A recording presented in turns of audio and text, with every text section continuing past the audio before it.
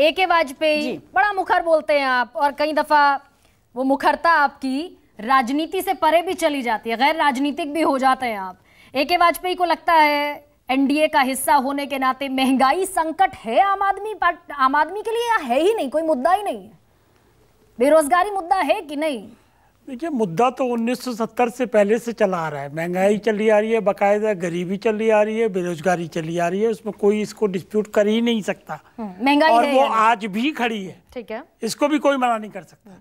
लेकिन इस सरकार की नीयत पे जिन लोगों को शक है वो उसको ठीक ठाक कर ले, क्योंकि ये सरकार का आत्मविश्वास सिर्फ इसी बात का है कि जब ये चुनाव में जाएगी तो अपने काम के बलबूते पे जाएगी।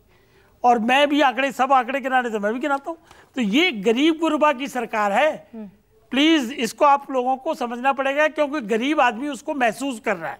और वो महसूस करने के सबसे, अभी कोरोना की बात की इन्होंने, 80 करोड़ लोगों को राशन की इंतजाम इसी सरकार ने किया, जो अभी भी कंटिन्यू चल रहा है। लेकिन A.K. वाजपेयी, आपको नहीं लगता कि अगर हम एम्प्लॉयमेंट जनरेट करते, रोजगार देते लोगों को, तो ये मुफ्त की रेवड़ी बांटने की जरूरत नहीं होती? वो 81 करोड़ लोग, एक बड़ा आंकड़ा है 140 करोड़ का, उसे हम मुफ्त घर बैठे अनाज दे रहे हैं। नहीं, अनाज तो क्या काहिली की आदत नहीं लगा रहे? राशन दे रहे हैं। गर्मा जी, ये हम कोई एहसान नहीं कर रहे किसी पे। नहीं, काहिली नहीं आ रही। हमारी भारत, देखिए A.K. वाजपेयी जी, भारत तो मेहनत कश लोगों का देश है ना।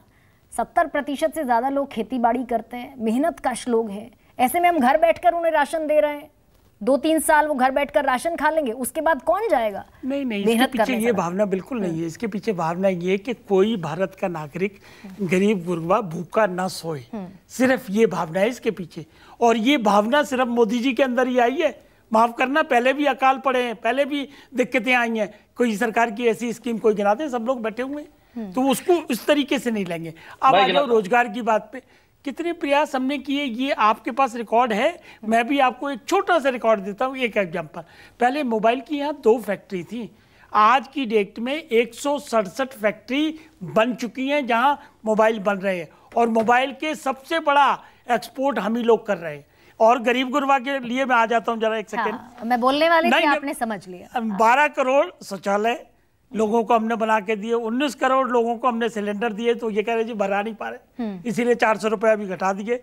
फिर उसके बाद 400 रुपए नहीं घटाए A.K. वाजपेयी जी, आपने 200 रुपए घटाए। 400 उज्ज्वला योजना में वो 200 रुपए की सब्सिडी तो पहले ही मिलती थी। 200 प्लस 400 नहीं घटाए A.K. वाजपेयी जी, घटाए 200 है। सब्सिडी ऑलरेडी उज्ज्वला योजना के तहत रजिस्टर्ड महिलाओं को 200 रुपए की मिलती थी, 200 अब घटा दे मिलके 400। थोड़ी सी जानकारी दे दूं, जो सब्सिडी थी पीछे कोरोना की वजह से बंद हो गई थी, उसको रिवाइव किया हमने, तो 200 प्लस 200 400 हो गए। अब आइए, 2,25,000 करोड़ रुपए हमने दिए गरीबों को घर बनाने के लिए प्रधानमंत्री योजना में, ठीक है। 24 लाख करोड़ हमने दिए हाईवेज और रेलवे के लिए। उसके बाद आइए 22,000 करोड़ रुपए हमने किसको दिए? आदिवासियों के बच्चों को पढ़ाई के लिए, कि उन्हें मुफ्त शिक्षा मिल जाए। 29 लाख करोड़ हमने डिजिटल ट्रांजेक्शन हुई।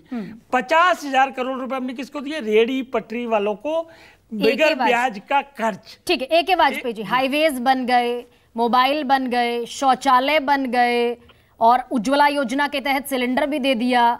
लेकिन वो थाली, जिस सिलेंडर का इस्तेमाल जहां होना है, शौचालय का इस्तेमाल जहां होना है, सड़कों का इस्तेमाल, मोबाइल का इस्तेमाल, वो थाली गरीब की 24% महंगी हो गई है। तो आपने बताया, और सरसों का तेल, दूध के दाम, आटे का दाम, दाल का दाम, ये कोई कंसर्न यानी कि नहीं है? नहीं, संजय कुमार, पूरा कंसर्न है। देखिए, एक बात आप इसको पूरी तरीके से समझना होगा, थोड़ा समय हमको भी दीजिए।